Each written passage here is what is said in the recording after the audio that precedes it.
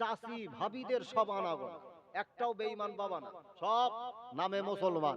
যে এমন ভাবে পড়ে রয়েছে, কেউ সেজদা করে, কেউ ঘুমগে, এমন ভাবে পানি টানি বাপ খাচ্ছে, জানো কি একটা বেহাল পরিস্থিতি। আহা, লক্ষ্য করে দেখা যায় যে সমস্ত চাচিরা, যে সমস্ত ভাবিরা রাত তখন 3টে বাজে 4টে বাজে ওখানে বাপ পড়ে রয়েছে, ভাইগুলোরা কিন্তু সব ঘরে সুখ গেড়ে গিয়ে, আর এখানে কামাই ধুনতি এসে, বুঝতে পারো?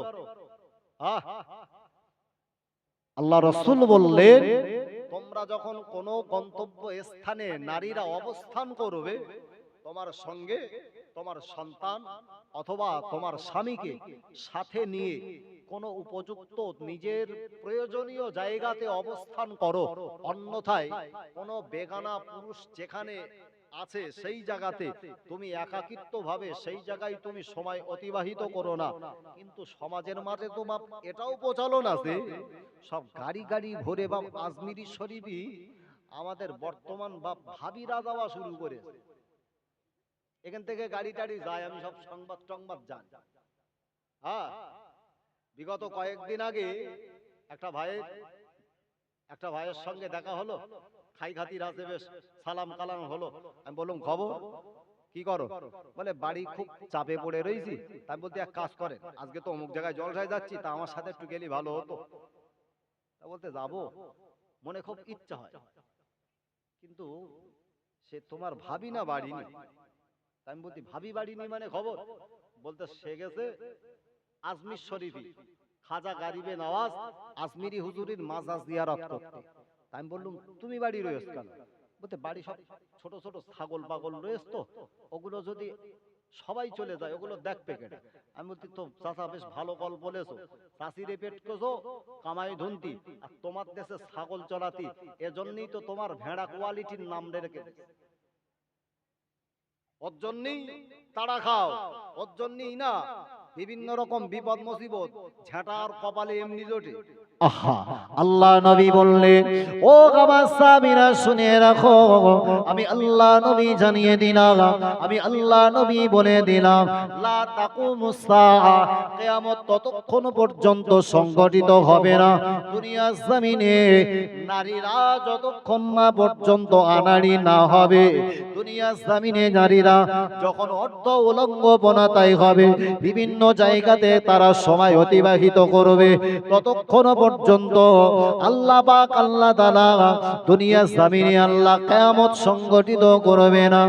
ও জওয়ানেরা, যে খাজা গারিবে নওয়াজ আজমিরি হুজুরের কথা বলছিলাম, যে মারিয়ামের কথা বলছিলাম, দুনিয়ার জমিনে মারিয়াম এমন একজন মা যাকে আল্লাহ পছন্দ করে, নামটাকে আল্লাহ কোরআনে স্থান দিলেন।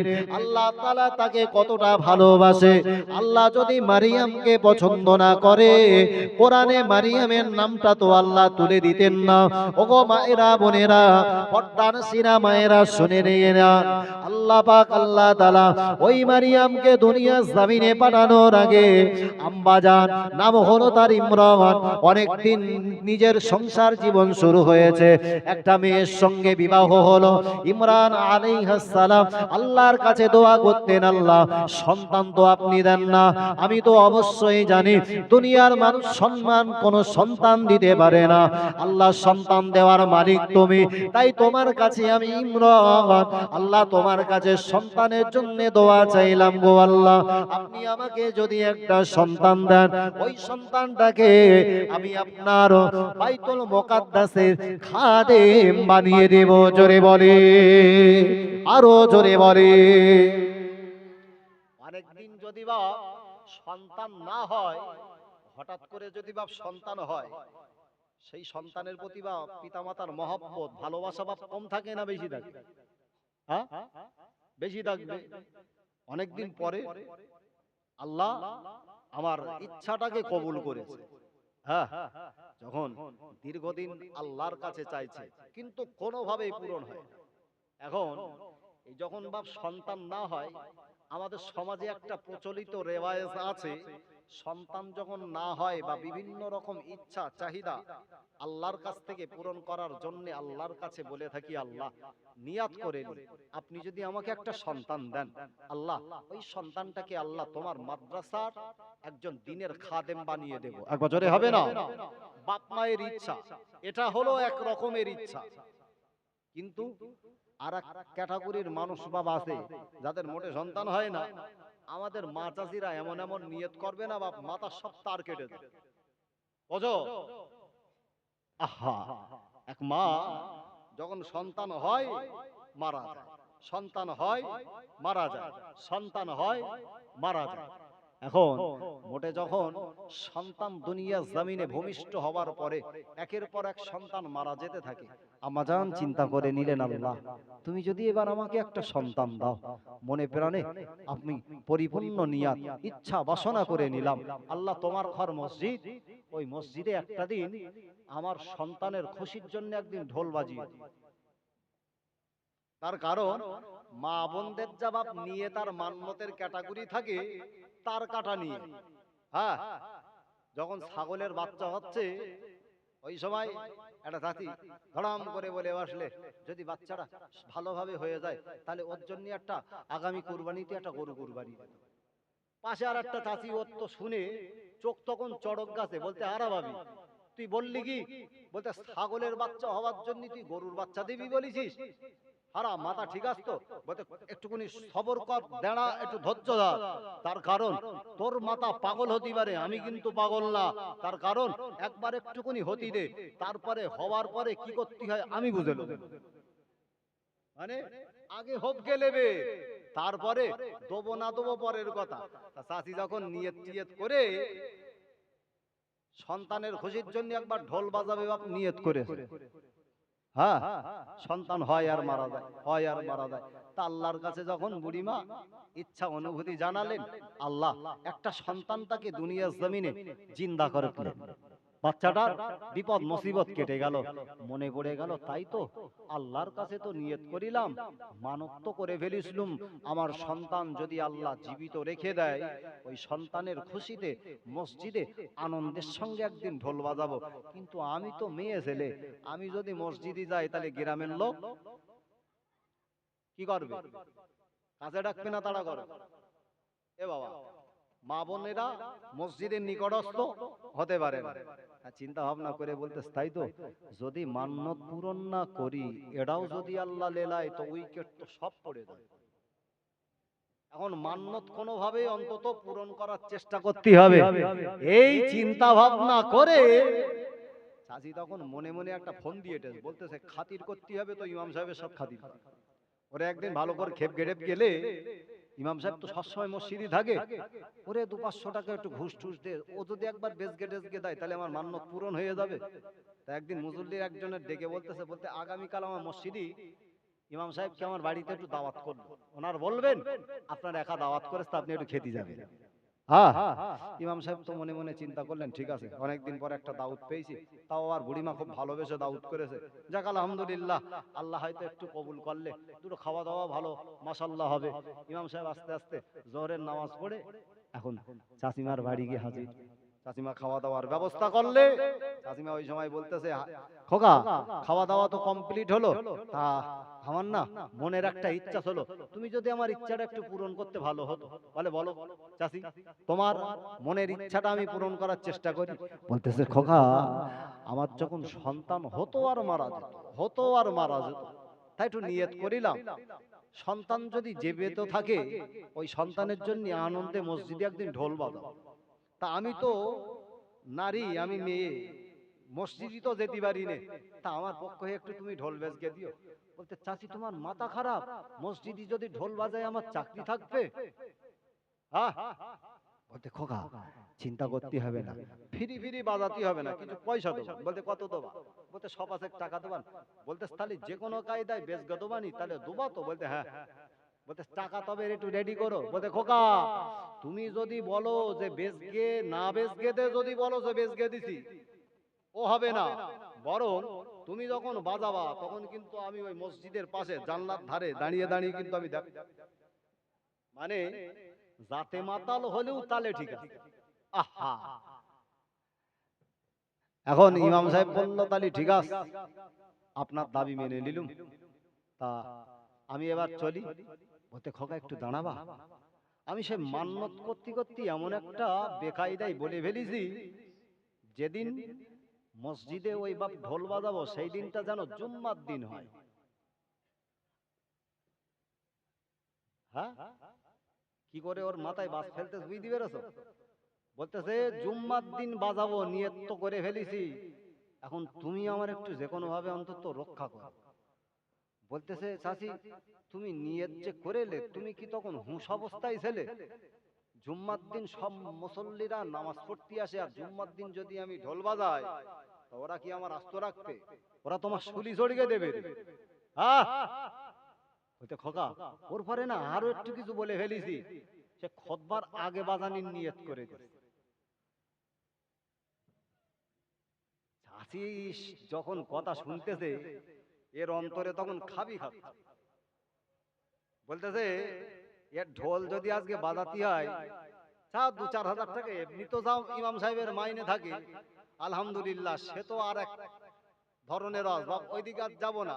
তার কারণ বর্তমান সময় আমাদের ইমাম সাহেব যা বেতন হয়, মাইনে হয়, সেটা আমাদের জন্য বড় নিন্দনীয়। সম্মানিত ভাইয়েরা, এখন ইমাম সাহেব চিন্তা ভাবনা করে বললে ঠিক আছে, 500টা টাকা পাবো, এমনিতে 2-3 হাজার টাকা মাইন, ওর সঙ্গে যদি আরো 500 জুড়ে যায় তাহলে একটু ভালোই হলো। চিন্তা ভাবনা করে বললেন ঠিক আছে চাচিমা, তাহলে বাজিয়ে আমি দেবো, তবে টাকাটা কিন্তু তুমি রেডি রাখতে। আহা, এখন জুমার বাংলা খুতবা প্রত্যেকটা মসজিদে বা ভয় কি হয়, বাংলা বক্তব্য শুরু হয়েছে। ইমাম সাহেব ওই সময় বাজার থেকে না বাবা একটা ডুগডুগি এরকম কিনে নিয়ে, খেলা দেখা নিজে ডুগডুগি ওই কিনে এলে সে পকেটে রেখে রেখে ওয়াজ শুরু করেছে মসজিদে। বলতে বাবারা, ওগো জওয়ানেরা, আল্লাহ নবী বলেছে কোন মুসলমানের বাড়ি যেন ঢোল তবলা এই জাতীয় যেন কিছু না বাজে।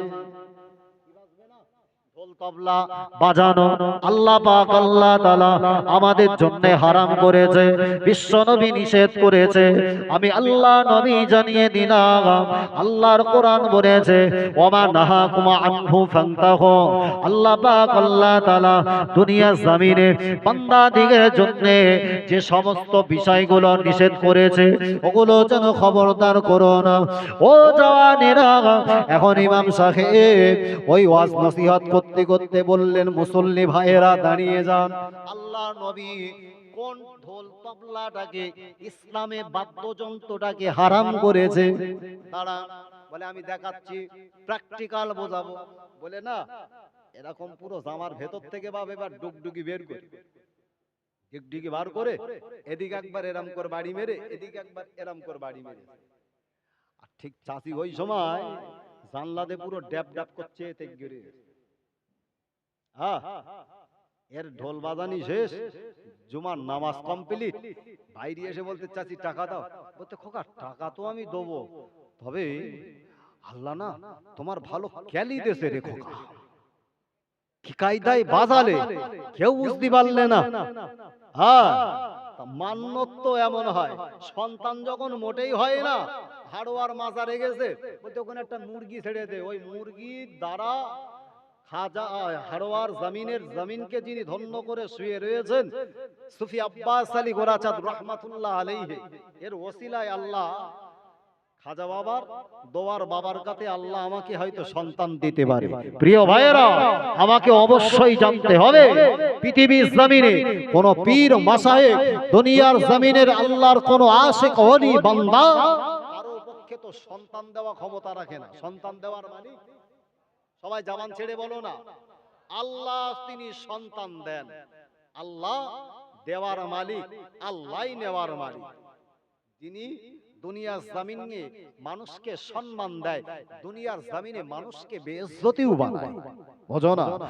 ও জানেরা, যে আম্মা জানের কথা বলছিলাম, না নাম হলো তার হযরতে মারিয়াম।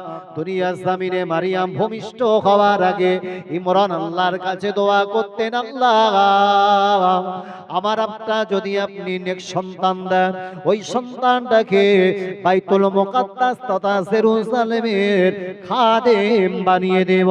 আল্লাহ পাক দোয়া কবুল করলেন, কিন্তু না না, আল্লাহ তাআলা পুত্র সন্তানের পরিবর্তে আমার আল্লাহ তাদের ওরাসে আমার আল্লাহ একটা কন্যা দিয়ে দিলেন। জোরে বলে, আরো চিল্লে বলে নারে তাকবীর।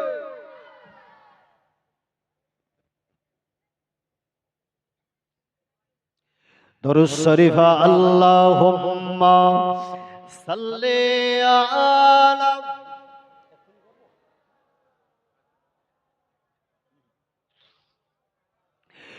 আলা আলি সাইয়্যিদিনা। ও আল্লাহ বাগে বান্দারা, যখন আল্লাহর কাছে ইমরান নিয়াত করেছিলেন, ওই নিয়াতটা পূরণ করতে হবে, কিন্তু আল্লাহ পুত্র সন্তান না দিয়ে আল্লাহ তাদের ওরাসে আল্লাহ কন্যা সন্তান দিলেন। দুনিয়ার জমিনে মারিয়াম ভূমিষ্ঠ হলেন। এখন আল্লাহ পাকের দেওয়া ওই প্রতিশ্রুতিটা পালন করার জন্য মারিয়াম আলাইহিস সালামকে আল্লাহ নবী হযরত ইমরান আলাইহিস সালাম তাকে আল্লাহর পাকের ঘর বাইতুল মুকাদ্দাসে আল্লাহর ঘরের তাকে খাদেমা বানিয়ে দিলেন।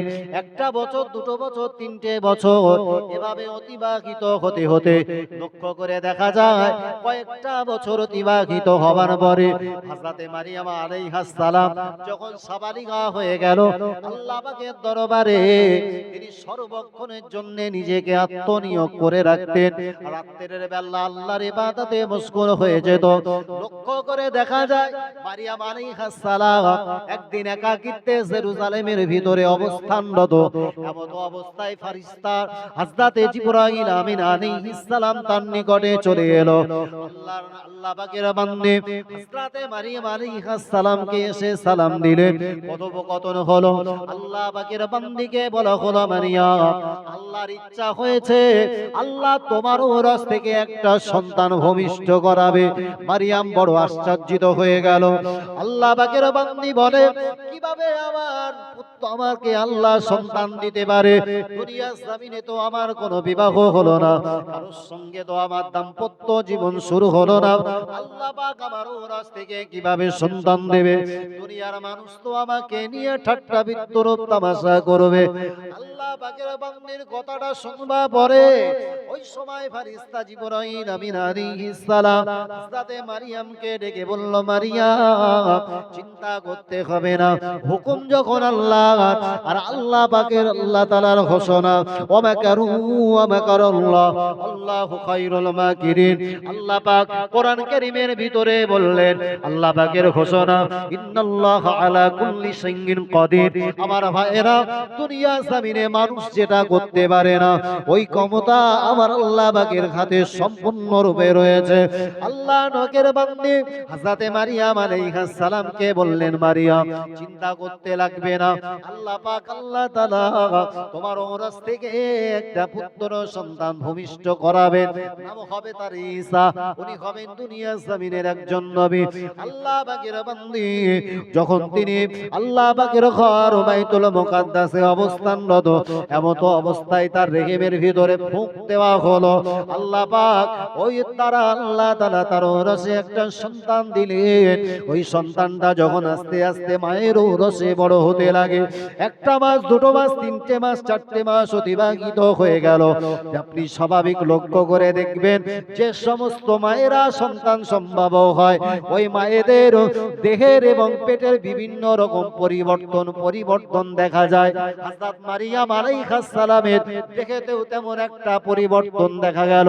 আল্লাহ পাকের বান্দিকে নিয়ে ওই সময়ের মানুষেরা বিভিন্ন রকম তাকে গালিগালাজ করতে লাগে, ঠাট্টা বিদ্রূপ তামাশা করতে লাগে।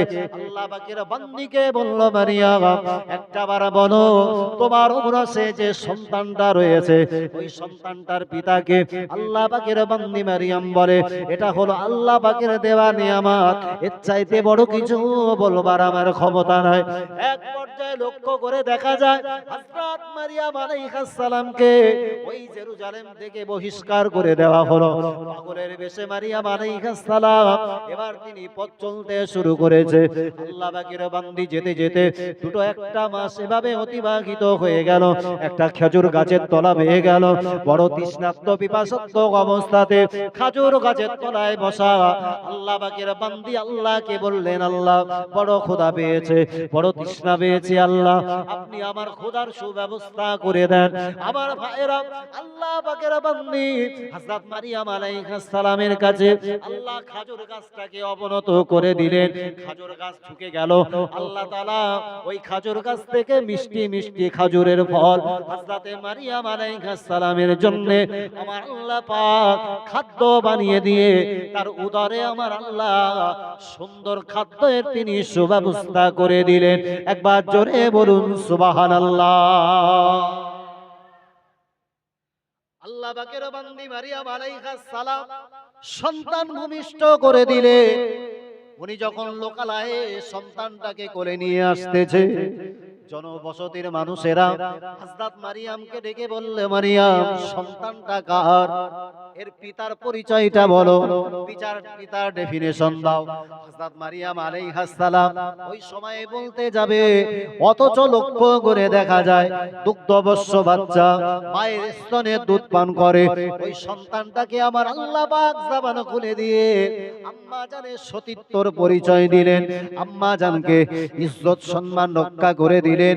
আল্লাহ পাক হযরত ঈসা আলাইহিস সালামকে আল্লাহ পাক দুগ্ধবৎস অবস্থাতে জবান খুলে দিয়ে তার পিতার পরিচয় সম্পর্কে বললেন।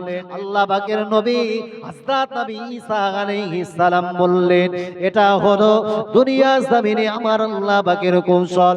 আমার আল্লাহ পাক পৃথিবীর জমিনে আমাকে সৃষ্টি করিয়ে আল্লাহ তাআলা বিনা বাপে সন্তান দিতে পারে। এটা আল্লাহ ক্ষমতাটা দুনিয়ার জমিনে মানুষকে দেখানোর জন্য আল্লাহ পাক আমাকে আমার মায়ের ঔরসে আমার আল্লাহ ভূমিষ্ঠ করিয়েছে। একবার জোরে বলুন সুবহানাল্লাহ। অত ইজ্জু মান তাশা অত জিল্লু মান তাশা বিয়াদিকাল খায়র ইন্নাকা আলা কুল্লি শাইইন কাদির। দুনিয়ার জমিনের কোন মানুষকে যদি আপনি অসম্মানিত করতে চান, আপনি যদি কোন মানুষকে আপনি অপমানিত করতে চান, অথচ আল্লাহ পাক দুনিয়ার জমিনে সেই মানুষটাকে যদি আল্লাহ সম্মান দিতে চান, দুনিয়ার মানুষ যাকে অসম্মানিত করলো আর আল্লাহ যাকে সম্মান দিতে চাইলো, আল্লাহ পাকের পাওয়ার, আল্লাহ পাকের ক্ষমতা দুনিয়ার সমস্ত মানুষের উপরে আমার আল্লাহর ক্ষমতাটা বিজয় লাভ করে। ওয়া মাকারু ওয়া মাকারাল্লাহ আল্লাহু খায়রুল মাকিরিন। একবার জোরে বলুন সুবহানাল্লাহ।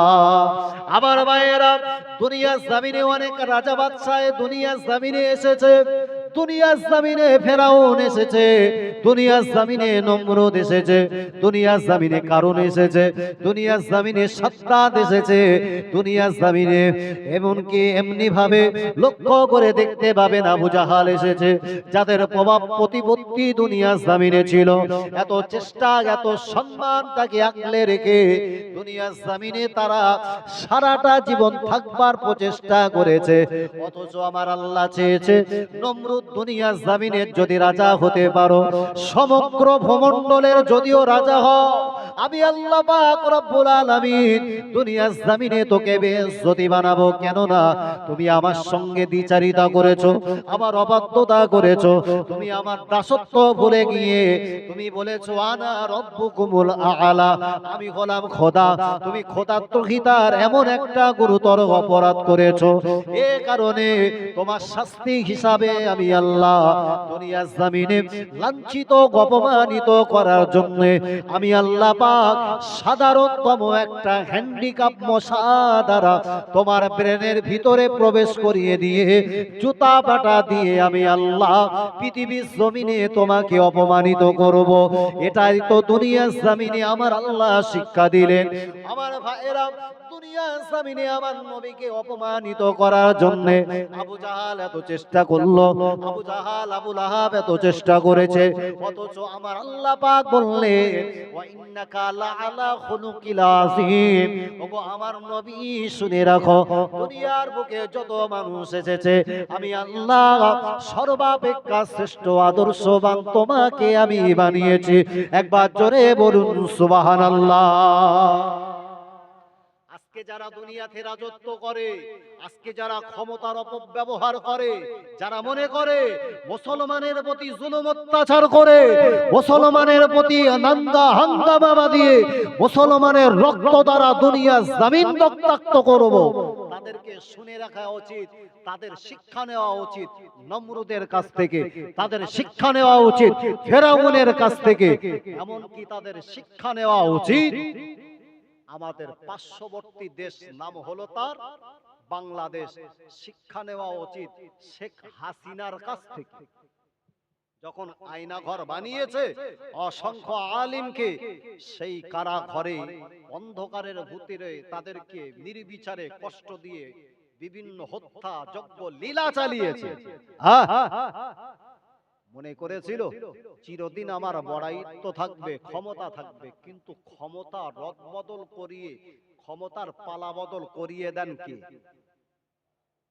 জোরে বলেন। আল্লাহ ক্ষমতার পালা বদল করান। আর ক্ষমতার পালা বদল করার কারণে মনে করেছিল হয়তো বাংলাদেশের বুকে আমি চিরস্থায়ী রাজত্ব করব, আর বাংলাদেশের বুকে আমার ক্ষমতা চিরস্থায়ী টিকে থাকবে। আলেমদেরকে সেখানে প্রবেশ করতে দেব না, আলেমদেরকে ওখানে উচ্চ আওয়াজে কথা বলতে দেব না। কিন্তু যারা আলেমের গতি রোধ করতে চেয়েছে, একদিকে তাদেরকে দেশ থেকে বহিষ্কৃত হতে হয়েছে, আর যাদেরকে দেশ থেকে তাড়ানোর পরিকল্পনা করেছে, আর তারাই বর্তমান বাংলাদেশের বুকে বিশ্ব বরেণ্য আলেমে দ্বীন মুফাসসিরে কোরআন বলা, আজকে তারা সেই নিজেদের স্বদেশ ভূমিতে লক্ষ লক্ষ জনতার মাঝখানে তারা ইসলামের দাওয়াতি কাজ করছে। জোরে বলে। আপনারা দেখবেন বিগত 2-3 দিন আগে বাংলাদেশের বুকে ইতিহাস রেকর্ড তৈরি হয়েছে।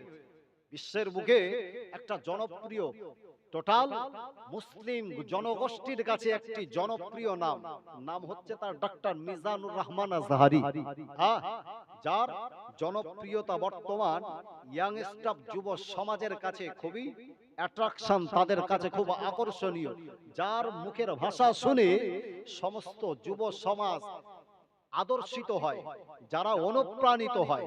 বিগত 2-3 দিন আগে লক্ষ্য করে দেখা গেছে যখন বাংলাদেশের বুকে সেখানে তাকে আসবার ব্যাপারে বিভিন্ন রকম প্রতিরোধ সৃষ্টি করেছিল বাংলাদেশের সেই রাক্ষসী ডাইনি, নাম হলো তার শেখ হাসিনা, আর সেই বাংলাদেশে তাকে প্রতিরোধ করার চেষ্টা করেছে, সেখান থেকেই ডাইনিকে পালাতে হয়েছে। আল্লাহর আলিম বান্দার ইজ্জতে রক্ষার্থে বাংলাদেশের অসংখ্য জনতা, হাজার হাজার লক্ষ জনতা তার ইসলামী সমাবেশে হাজির হয়ে বিশ্বের বুকে প্রমাণ করে দিয়েছে অত ইজ্জুমান তাসা, অত জিল্লুমান তাসা, বিয়াদিকাল খায়র, ইন্নাকা আলা কুল্লি শাইইন কাদির। একবার জোরে হবে না?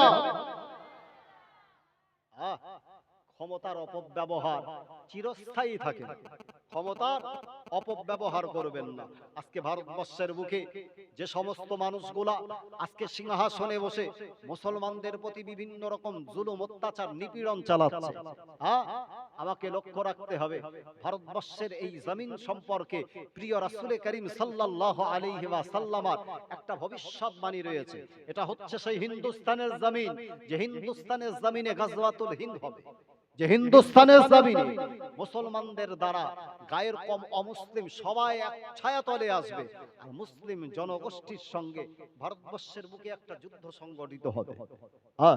আমার নবীর সেই 1450 বৎসর বলে যাওয়া হাদিসের ভাষ্যানুমতে বাস্তবতায় একটা রূপরেখা নেওয়ার একটা সূচনা তৈরি হয়েছে। যেভাবে সোশ্যাল মিডিয়া, গদি মিডিয়াগুলো মুসলমানদের বিরুদ্ধে বা খবর সঞ্চার করছে, আমাদের দেখে বড় লজ্জাবোধ হয়। সংবাদ মাধ্যম মানুষ দেখে সত্য ঘটনা জানার জন্য। এ বাবা, কথা ঠিক বললাম না ভুল বললাম? সংবাদ মাধ্যম তো মানুষ ফলো করে সত্য সংবাদ জানার জন্য, কিন্তু ওটাকেই কাজে লাগিয়ে ইসলামের বাতি যারা নেভানোর চেষ্টা করেছে তাদেরকেও আমাকে জেনে রাখবার দরকার। বিশ্বের বুকে তুমি ইসলামের বাতি নেভাবে, অথচ ইসলামের ইতিহাস জানো না। এরা হচ্ছে সেই ইসলাম, যে ইসলাম ধর্ম গোটা বিশ্বের বুকে সবচাইতে সুইটেবল জনপ্রিয় ধর্ম। বিশ্বের বুকে যারা ইসলাম কবুল করেছে, বিগত কয়েকদিন আগে সোশ্যাল মিডিয়া তোলপাড় হয়েছে, পর্তুগালের বুকে একজন জনপ্রিয় ফুটবলার, নামও হচ্ছে তার ক্রিস্টিয়ানো রোনাল্ডো। বিশ্বের বুকে জনপ্রিয়তা যার আকাশচুম্বী ফুটবল জগতে, সমস্ত যুব সমাজ যার ফুটবল খেলা দেখতে পাগল হয়, সেই ক্রিস্টিয়ানো রোনাল্ডো ইসলামের রীতি নীতি আইন কানুন দেখে ইসলামে অনুপ্রাণিত হয়েছে। একবার জোরে হবে না? চিল্লে বলতে পারেন না? নারে তাকবীর।